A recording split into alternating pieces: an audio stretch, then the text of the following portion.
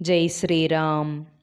శ్రీమద్ రామాయణము బాలకాండ 36వ సర్గ. కుమారస్వామి జననము. రామా, అట్లు పరమేశ్వరుడు ఉమను పెండ్లాడి ఆమెతో 100 దివ్య సంవత్సరములు సంతోషముగా గడిపెను.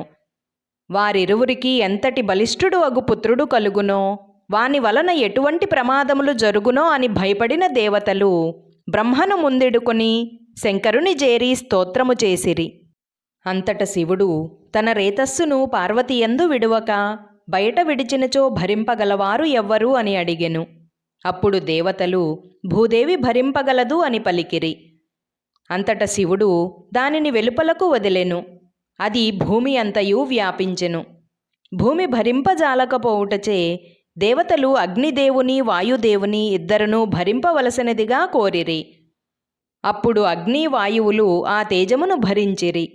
అగ్నిహోత్రుని చేరిన ఆ రేతస్సు పెద్ద మంచు కొండవలే అయ్యెను. కాలక్రమమున అది రెల్లువనముగా మారెను. దాని నుండి ఒక కుమారుడు ఉద్భవించెను.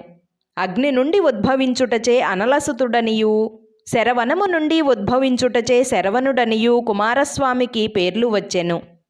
పార్వతీదేవి జరిగిన దానికి కోపించి దేవతలను చూచి, మీకు మీ భార్యల యందు సంతానము కలుగకుండుగాక అని శపించెను. భూదేవిని చూచి, నీవు అనేకులకు భార్యవై అనేక రూపాంతరములు చెందుతూ బిడ్డలను గను సంతోషము లేకపోవుగాక అని శపించెను. అంతట శివుడు పార్వతితో హిమవత్పర్వత ఉత్తర శిఖరమునకు తపస్సు చేయుటకు వెళ్ళెను. తరువాత దేవతలు అందరూ బ్రహ్మను తమకొక సేనానాయకుని ప్రసాదించమని వేడగా, శివవీర్యముచే జన్మించిన మహాబలశాలి సేనానాయకుడు కాగలడు అని పలికెను. జై శ్రీరామ్. 36వ సర్గ సంపూర్ణము. అందరికీ నమస్కారం. పూర్వజ డివోషనల్ ఛానల్కు స్వాగతం. మీకు గనక ఈ వీడియో నచ్చినట్లయితే దయచేసి లైక్ చేయండి, షేర్ చేయండి, ఇంకా కామెంట్ చేయండి. సబ్స్క్రైబ్ చేయడం, బెల్ ఐకాన్ నొక్కడం మర్చిపోకండి.